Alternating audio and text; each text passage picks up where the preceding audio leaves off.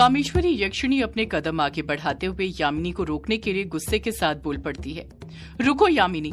कामेश्वरी यक्षिणी इसके आगे कुछ कहती उससे पहले युग भी फुर्ती के साथ अपने कदम आगे बढ़ाता है और कामेश्वरी यक्षिणी के सामने जाकर खड़े होते हुए कहता है, यामिनी पर वार करने की सोचना भी मत। कामेश्वरी यक्षिणी जहां पर थी वहीं पर खड़ी हो जाती है, अपना एक कदम तक आगे नहीं बढ़ाती है। युग अपनी बात पूरी करते हुए कामेश्वरी यक्षिणी से फिर बोल पड़ता है, यामिनी अकेली नहीं है, उसके साथ मैं खड़ा हूँ। अभी तो मैंने आप पर एक बार भी पलटकर वार नहीं किया, वो भी सिर्फ इसलिए क्योंकि मुझे लग रहा था आप यामिनी हो, पर अब मैं आपकी सच्चाई जान चुका हूँ। अब अगर आपने कुछ भी किया तो मैं आपको बिल्कुल भी नहीं बख्शूंगा, भूल जाऊंगा कि आप यामिनी की कौन लगती हो।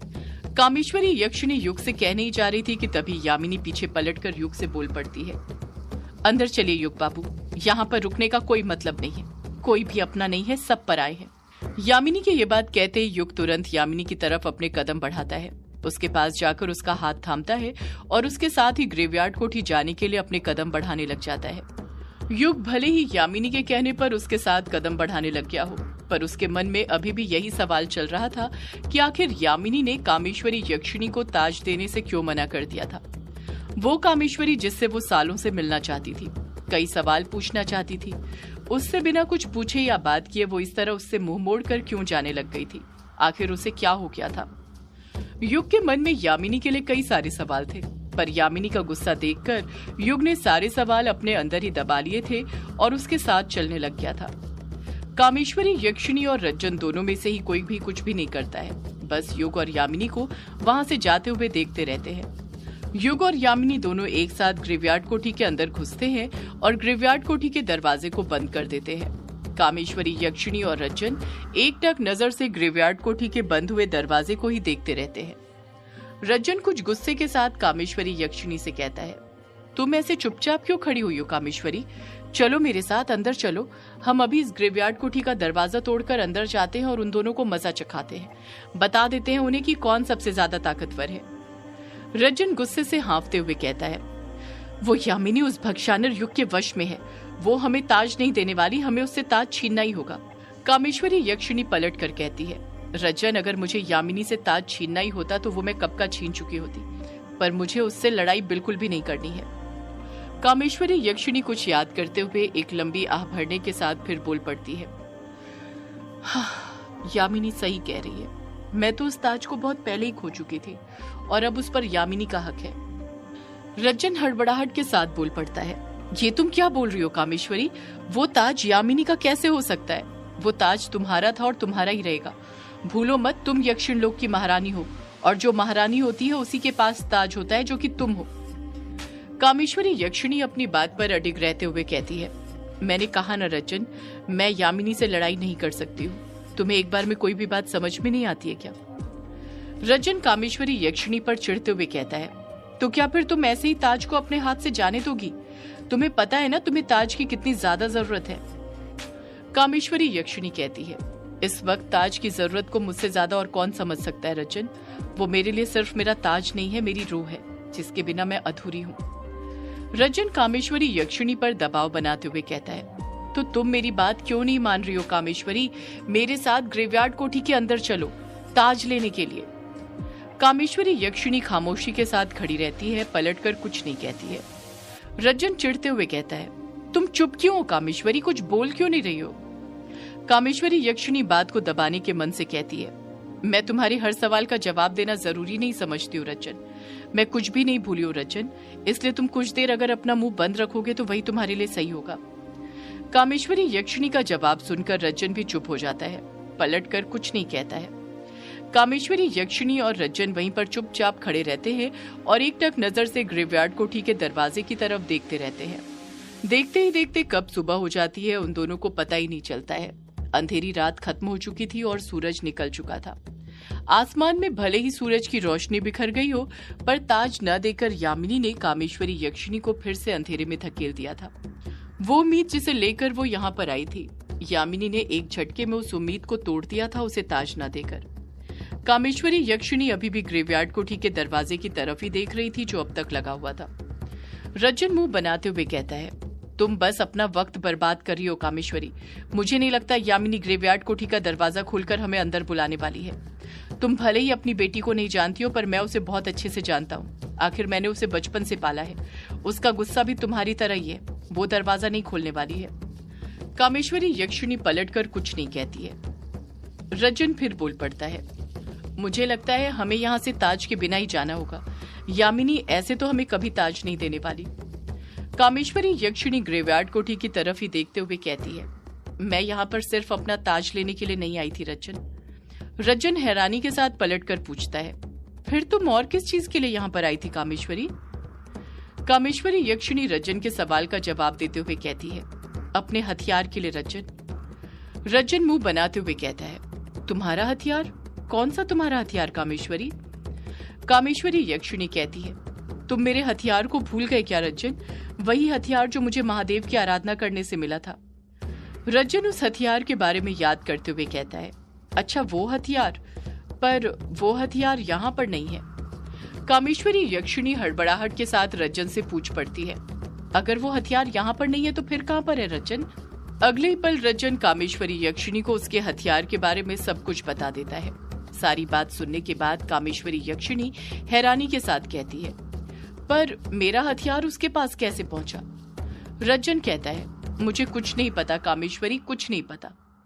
कामेश्वरी यक्षिणी रज्जन पर चिढ़ते हुए कहती है, तुम्हें पता ही क्या है रज्जन? तुम्हें देखकर तो ऐसा लगता है जैसे मैं ही सालों से कैद में नहीं थी, तुम भी कहीं पर कैद थे। क्या फायदा रहा तुम्हारे आजाद रहने का जब तुम्हें कुछ पता ही नहीं है तो? रज्जन शर्म से अपना सिर नीचे झुका लेता है। कामेश्वरी यक्षिणी भी बस उस पर गुस्सा करते रहती है, उससे कुछ नहीं कहती है।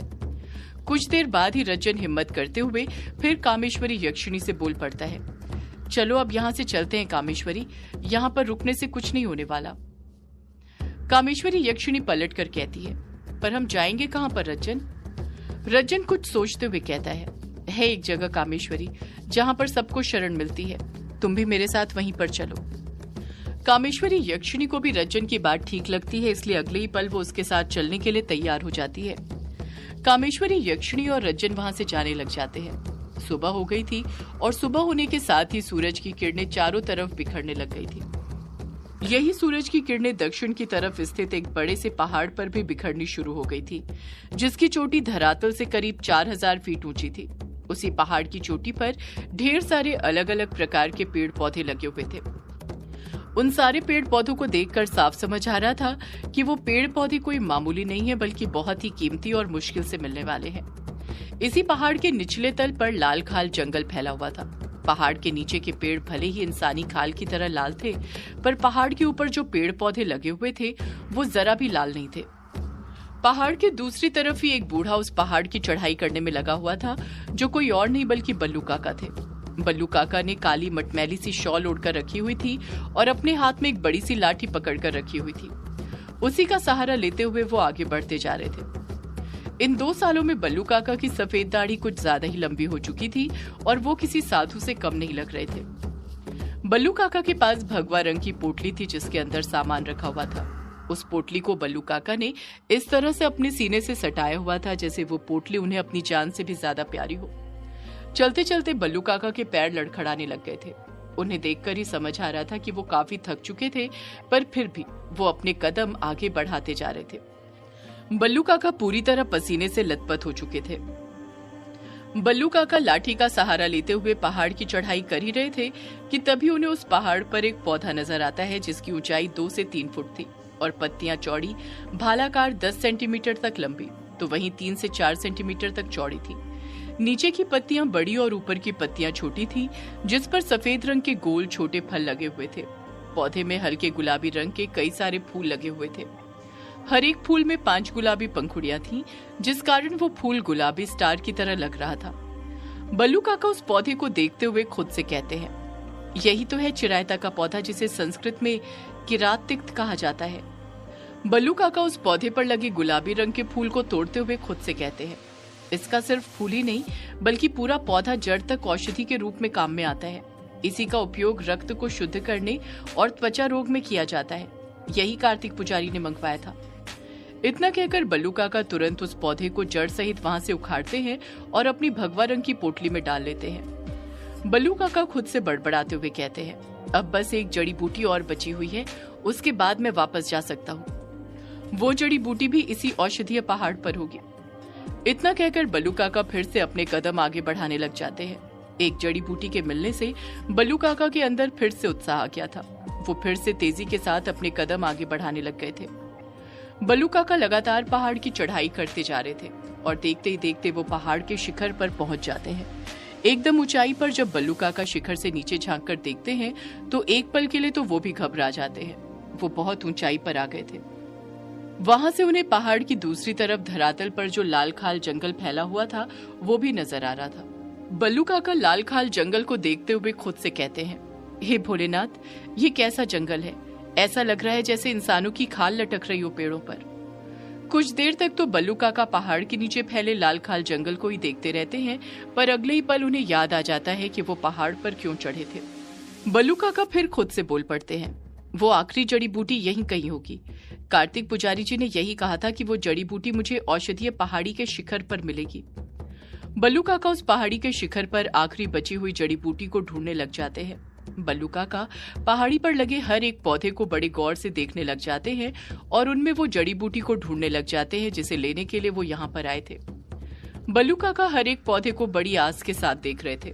बल्लू काका पहाड़ी पर औषधि वाला पौधा ढूंढ ही रहे थे कि तभी उनकी नजर वहां पर लगे एक कांटेदार पौधे पर पड़ती है जिस पर सफेद रंग का फूल लगा हुआ था।